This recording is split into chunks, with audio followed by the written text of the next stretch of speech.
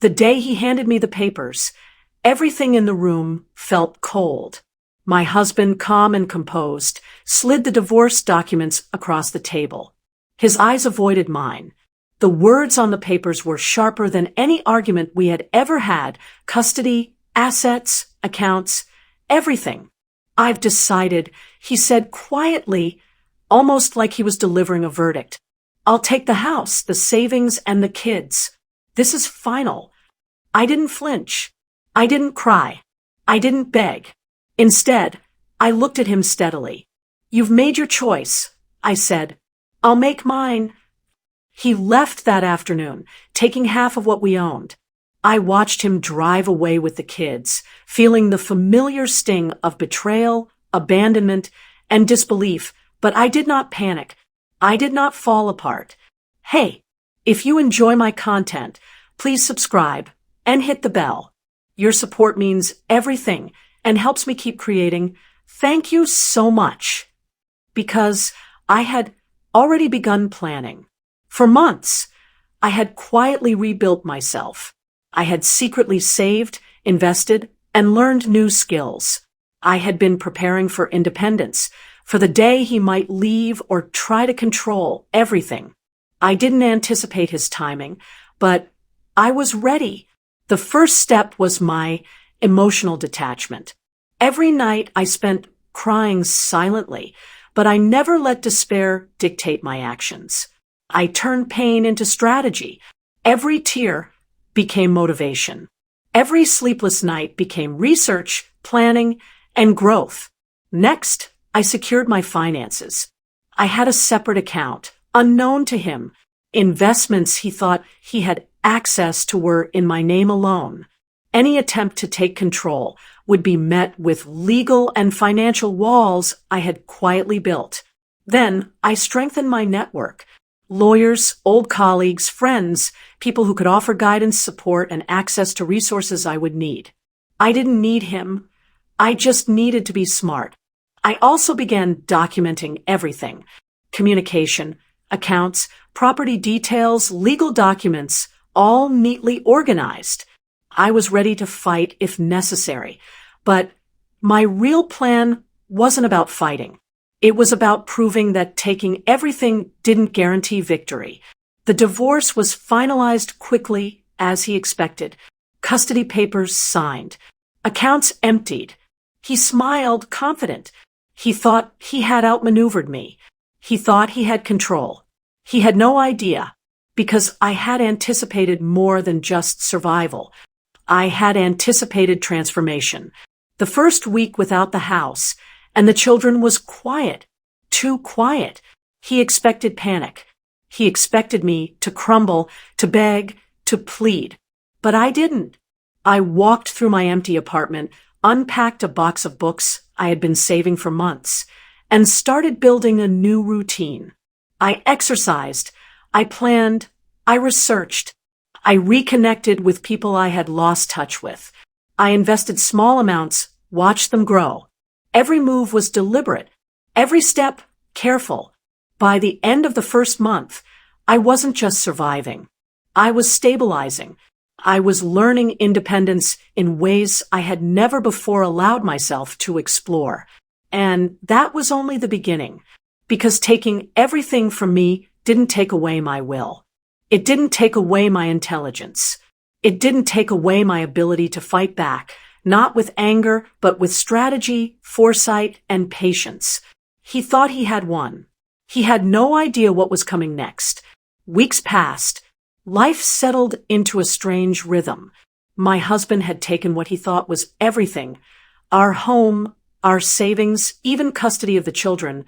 But he underestimated one thing: my resilience, my foresight, and my refusal to be defeated. I began rebuilding from scratch. My small apartment, which he had dismissed as inadequate, became my command center. I filled it with files, plans, and ideas.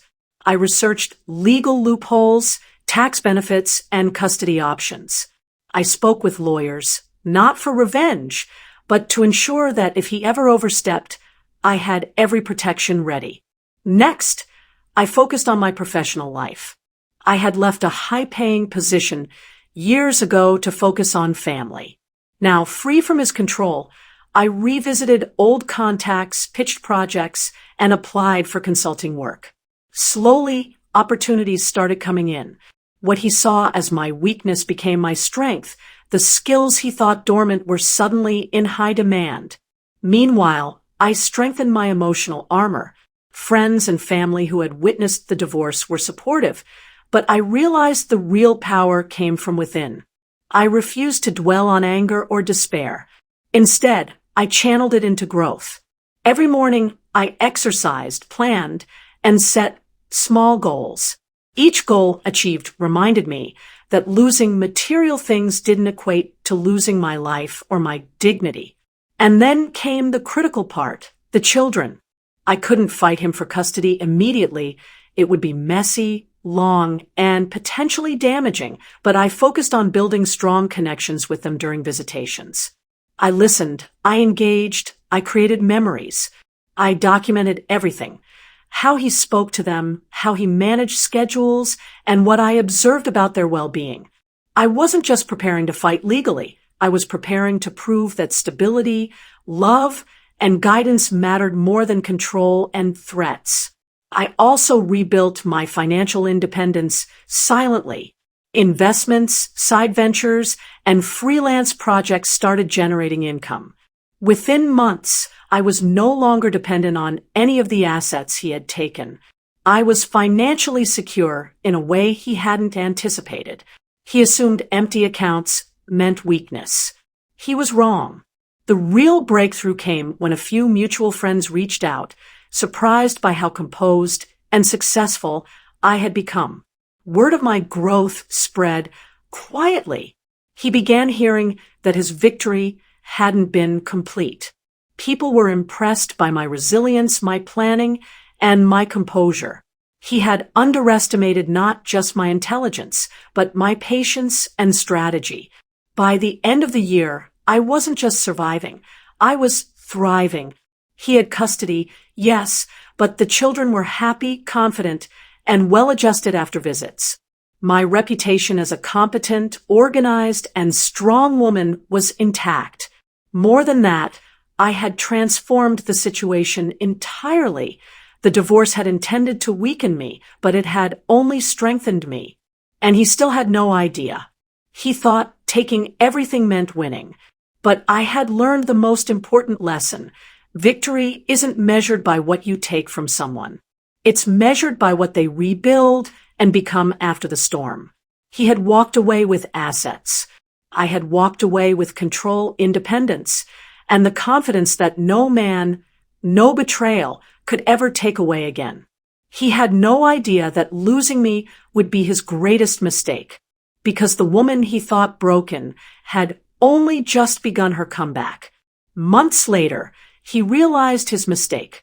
He called, casually asking about the kids, expecting compliance and weakness. Instead, he found confidence, structure, and calm. I had rebuilt everything he thought he'd taken: financial independence, emotional stability, and influence over my own life. The children thrived during visits, loved and supported, and I had positioned myself to protect them while remaining unshaken.